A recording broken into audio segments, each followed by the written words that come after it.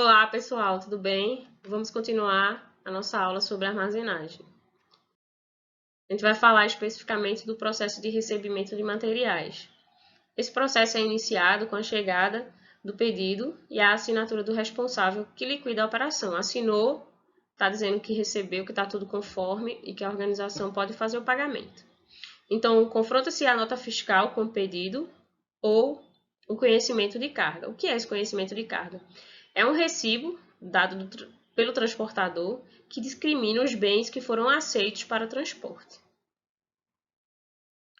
No recebimento, a organização deve checar as quantidades, verificar se há produtos, materiais com danos, avarias e também reportar se isso aconteceu, ou seja, dizer, explicar os motivos, inclusive na nota.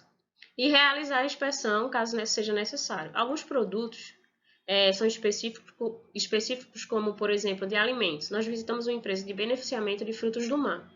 Então, na hora que chegam os caminhões com os pedidos de compra do fornecedor, uma parte dos profissionais do laboratório eles vão para esses caminhões fazer os testes nesse material que está chegando. Então, esse é uma inspeção, né? É um conjunto de atividades de medição, de exame, de ensaio, de verificação de uma ou mais características dos materiais recebidos e vai comparar os resultados obtidos, aquilo que está chegando, a carga, com aquilo que foi especificado na ordem de compra, no pedido de compra, para determinar se há conformidade. Se há conformidade, beleza. Ao assinar o recebimento, o responsável vai declarar que o fornecedor ele fechou, ele atingiu todas as suas exigências. Então, a partir daí, os itens são identificados, registrados e despachados para armazenamento, onde eles vão ser separados, guardados, até que seja requisitado, ou internamente ou externamente. Aqui a gente tem alguns documentos que são próprios dessa atividade de recebimento, que é a nota fiscal, o pedido, conhecimento de carga, a ordem de compra, a ordem de empenho e a ordem de entrega. Algumas empresas usam a geração de uma via cega. A gente vai ver o que é isso. Falando especificamente da ordem de compra, é um ato contratual, nominativo, oneroso, bilateral, através do qual o contratante se obriga a pagar o material adquirido e a parte contrária obriga-se a entregá-lo dentro das especificações. A ordem de empenho é o recebimento provisório, sujeito à conferência posterior, e as divergências podem não ser aceitas. O aceite vai ficar condicionado à inspeção posterior anotada na nota fiscal, certo? Então, se houver divergências, incoerências, deverá haver um ajuste no pagamento desse material que foi fornecido.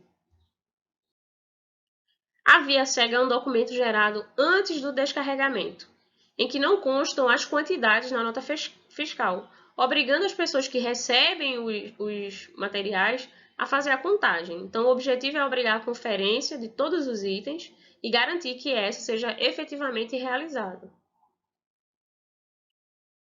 E aí vem uma possibilidade que existe no ato do recebimento, que é a recusa de um lote. O que isso implica para a organização? Implica na defasagem do tempo de ressuprimento. A gente estudou em gestão de materiais que existe um tempo de ressuprimento, ou seja, o momento em que há necessidade desse material, que se faz o pedido de compra, até o recebimento do fornecedor, esse tempo de ressuprimento, ele é, como eu posso dizer, acompanhado pelo sistema de estoque, ou seja, eu tenho uma quantidade X de estoque que vai suprindo a minha demanda quando eu tenho esse tempo de ressuprimento, que é o tempo que o que vai ser comprado, que foi comprado, vai ser inserido no estoque. Então, se eu recuso o lote, eu vou ter uma defasagem desse tempo de ressuprimento.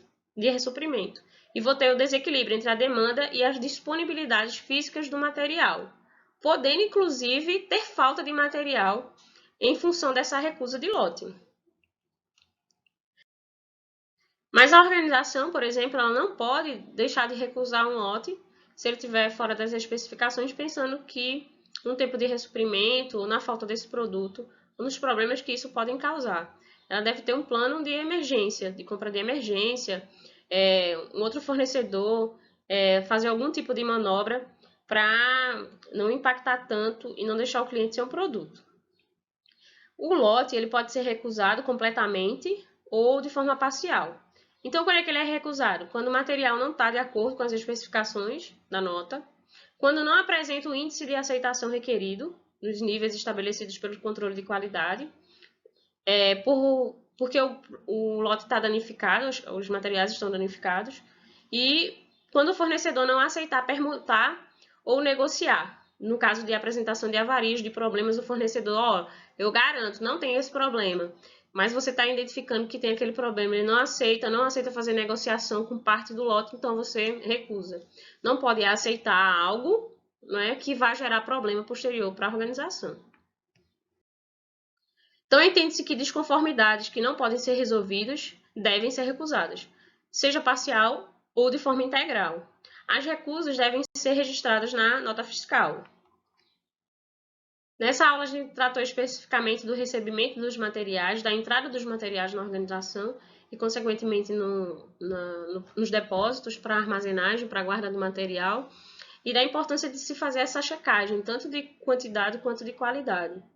E como essa checagem ela pode impactar no atendimento da demanda. Então, na próxima aula, a gente vai trabalhar mais assuntos voltados para a armazenagem. Até a próxima aula.